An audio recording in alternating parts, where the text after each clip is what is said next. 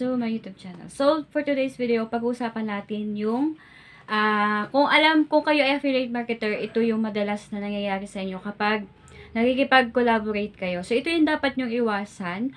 Kung may nag-reach out sa inyo, tapos yung X-deal lang yung inyong usapan. Kumbaga, X-deal, yung bibigyan kayo ng product, tapos gagawa nyo ng video, tapos kikita kayo ng commission base. Yung bawat benta, mayroon kayong commission bawat benta ng item. Pero sinabi nung shop o nung seller na kukunin niya yung video code. So, ganito yung video code, guys. Ayan, sample.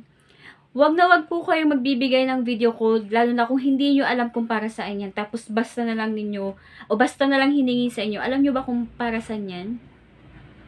So yan guys, yung video code is para yan mapalitan or magkaroon sila ng access dun sa video na gagawin mo. So although hindi naman siya access para dun sa buong account mo, yan ay access, kaya hinihingi nila yung code, video code. Access yan para makuha nila yung, or mapalitan nila yung link. So hindi nila sinasabi yun. Hindi naman nila sinasabi na mapapalitan nila yung link. Ayan, access yun para maabsok sila dun sa ginawa mong video, tapos may baguhin sila, ganyan. Kaso, kapag nakapasok sila doon, may tendency na palitan nila yung link. At kapag napalitan nila yung link, ayan, mawawala na kayo ng kita doon. Kahit may bumili doon, wala kayong kikitain kasi yung link na nilagay mo, nung ginawa mo yung video, papalitan nila yun. So, nangyari siya sa akin twice. Ayan, hindi pa nga ako nadala doon sa una. So, isang beauty product at isang baby product. So, wala na akong pakialam, magbabanggit na ako ng pangalan. So, although nasa akin yung product, pero syempre pagod ko yun ng paggawa ng video at hindi lang ako isang video lang gumawa sa collaboration. Ayan. Yung una is yung Jimmy Land. So, wala naman akong problema sa item na yun, sa product na yun. So, maganda naman talaga siya. Kahit sobrang hype talaga, or sobrang, alam mo yun, yung OA yung the way sila mag-market, ayan. So, ang feeling ko doon, parang wala ba silang tiwala sa, sa product nila, ayan.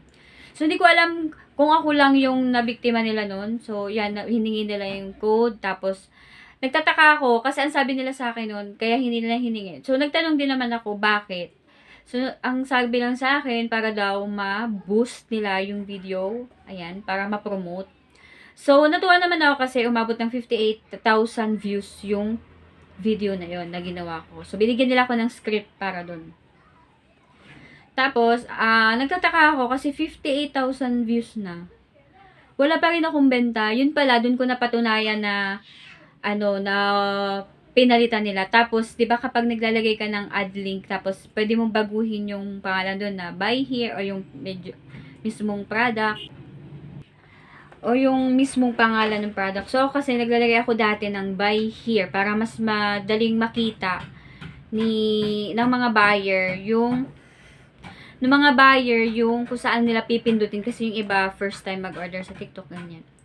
So, ang nilagay ko dun is buy here. So, ito na yung video na yan. So, tinan nyo naman yung nasa baba na yan. Hindi na siya yun. So, dun ko napatunayan na hindi na yun yung link na nilagay ko. So, napangalawahan pa nga ang naman, sa baby product naman. So, sinali lang ako sa isang agency. Parang agency, ganun. Tapos, sabi ko dun sa kanila, ayoko sana nun na baby wipes. So, ito na pangalanan na natin yung yan para maiwasan nyo din. Yung Yobu, yan. Alam naman natin trending yung Yobu. Tapos, hindi ko na in-expect na baka ganun na din yung mangyayari kasi hinihingi din nila yung code, yung video code.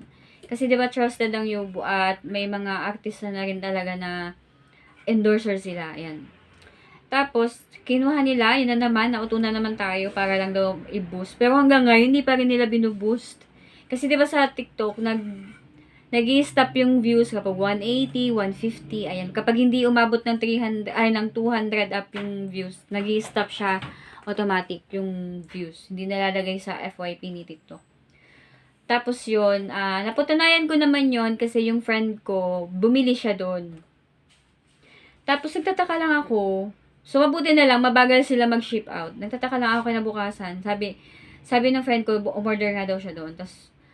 Tapos chinek ko, wala naman ako nakita na umorder nung product na yun, nung baby wipes na yun, nung wipes na yun.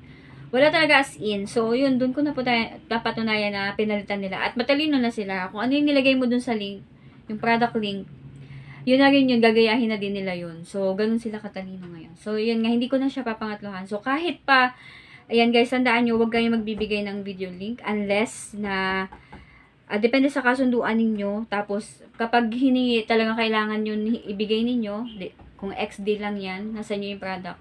Sabihin nyo, kung talagang hihingin nyo talaga yung video code, ang bayad lang is yung product, sabihin nyo, magpapabayad kayo sa ginawa nyong video. Para hindi kayo lugi. Kasi, di ba, magkano?